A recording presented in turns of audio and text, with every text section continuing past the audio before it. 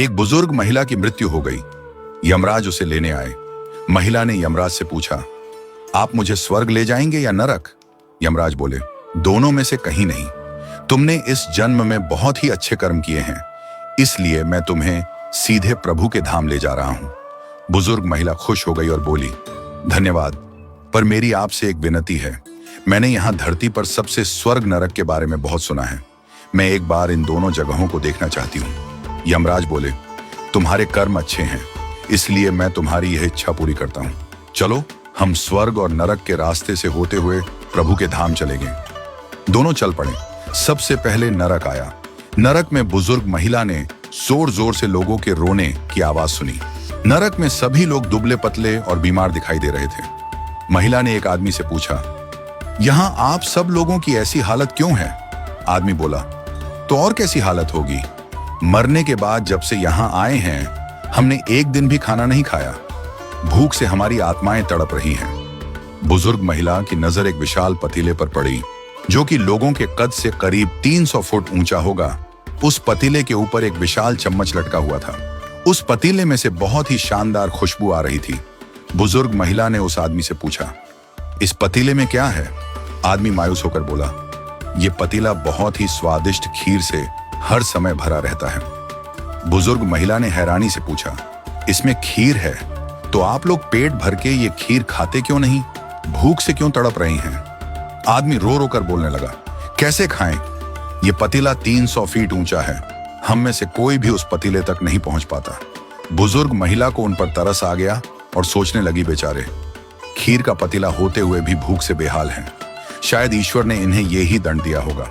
यमराज बुजुर्ग महिला से बोले, चलो, हमें देर हो रही है। दोनों चल पड़े। कुछ दूर चलने पर स्वर्ग आया। वहां पर बुजुर्ग महिला को सबकी हंसने खिलखिलाने की आवाज सुनाई दी। सब लोग बहुत खुश दिखाई दे रहे थे। उनको खुश देखकर बुजुर्ग महिला भी बहुत खुश हो गई।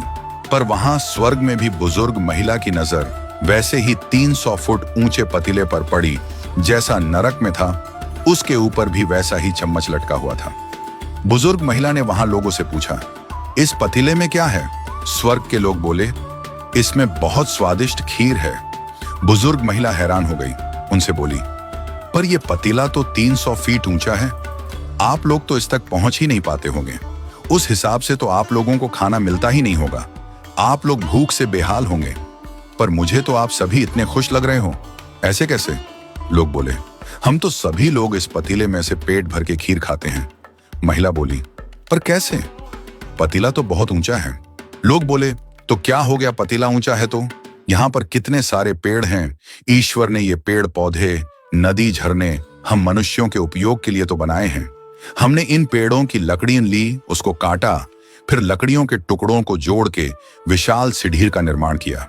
उस लकड़ी की सीढ़ी के सहारे हम पतीले तक पहुंचते हैं और सब मिलकर खीर का आनंद लेते हैं। बुजुर्ग महिला यमराज की तरफ देखने लगी। यमराज मुस्कुराए और बोले, ईश्वर ने स्वर्ग और नरक मनुष्यों के हाथों में ही सौंप रखा है। चाहे तो अपने लिए नरक बना लें, चाहे तो अपने लिए स्वर्ग। ईश्वर ने सबको एक समान हालातों में डाला है।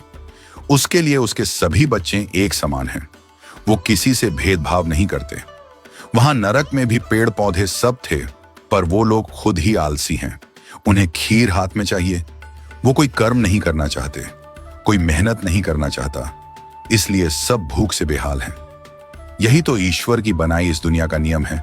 जो कर्म करेगा, मेहनत करेगा, उसी को मीठा फल खाने को मिलेगा।